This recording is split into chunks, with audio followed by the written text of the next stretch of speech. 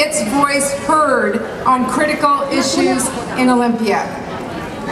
Since 2004, you have brought together exceptional leaders, activists, and engaged citizens at this summit to not just talk about change, but to build a powerful and enduring movement for justice and equality for all people in our state and our nation. I know that some of you are experienced advocates. You have been tireless in educating leaders and people throughout our state to create greater understanding and tolerance.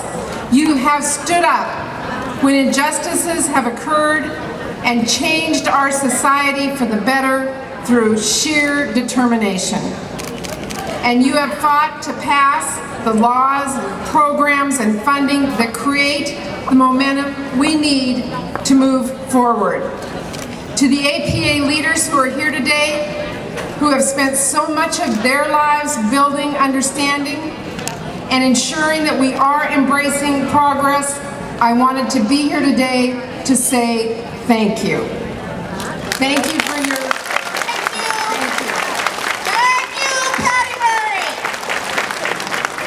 Thank you for your enthusiasm and your commitment, and for making this country stronger and more compassionate.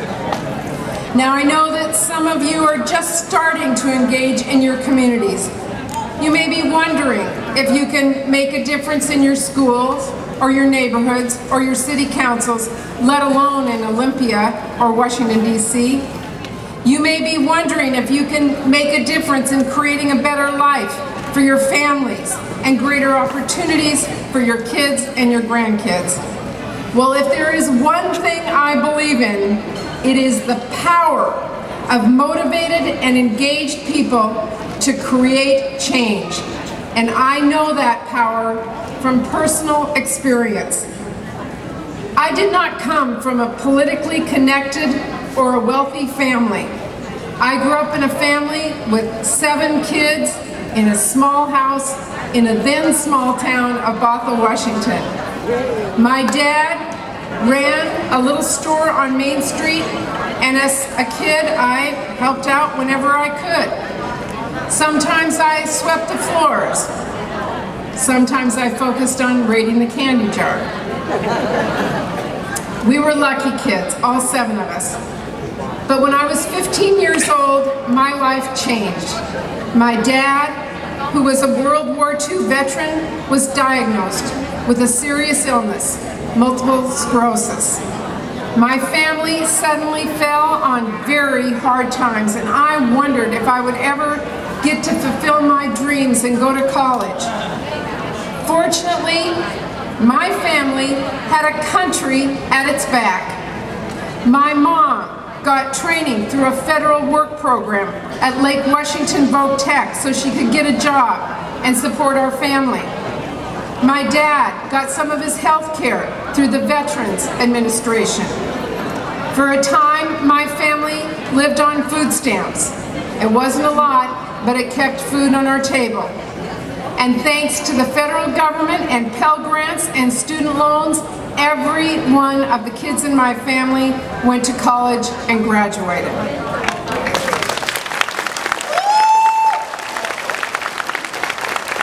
That investment in my family at a tough time for us paid off. My brothers and sisters and I became a firefighter, a lawyer, a computer programmer, a sports writer, a homemaker, a middle school teacher, and a United States Senator. Pretty good investment by all.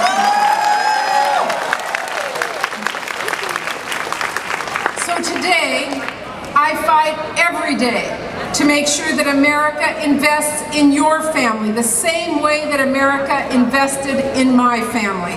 Because it isn't just the right thing to do, it is the smart thing to do. But as important as a country at my back was to me, I didn't really fully appreciate how I could give back until much later in my life.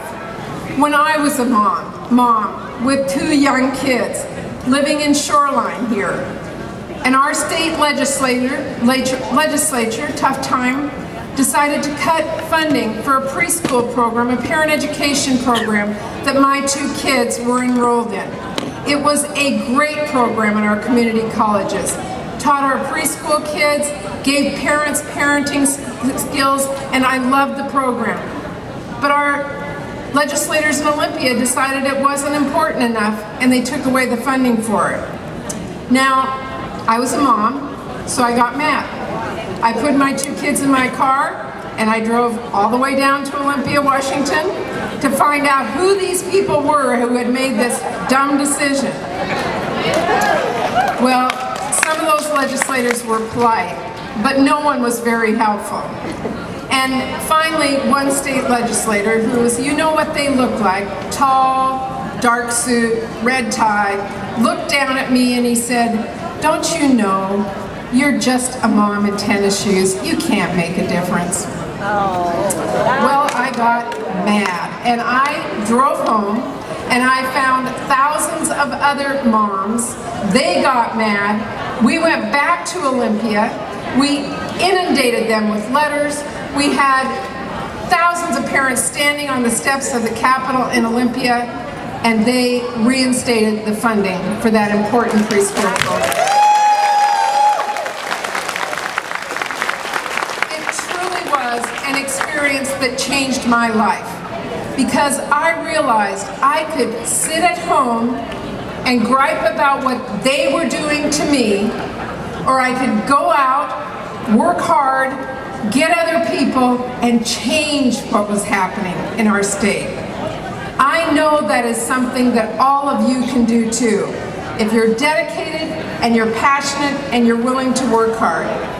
So I am also here today because I want to challenge all of you to not only register to vote and to vote, but engage in your community, work your organizations, fight for the issues that you believe in our state capital and in the nation's capital.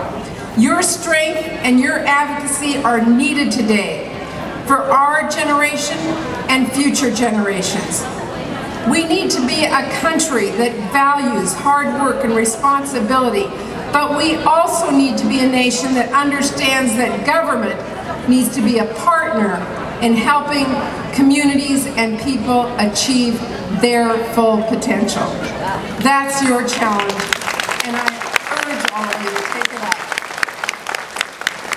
So I am delighted to be here today, to be a part of this, to thank all of you, to encourage you, and to tell you, take it from me, you can make a difference. Thank you so much.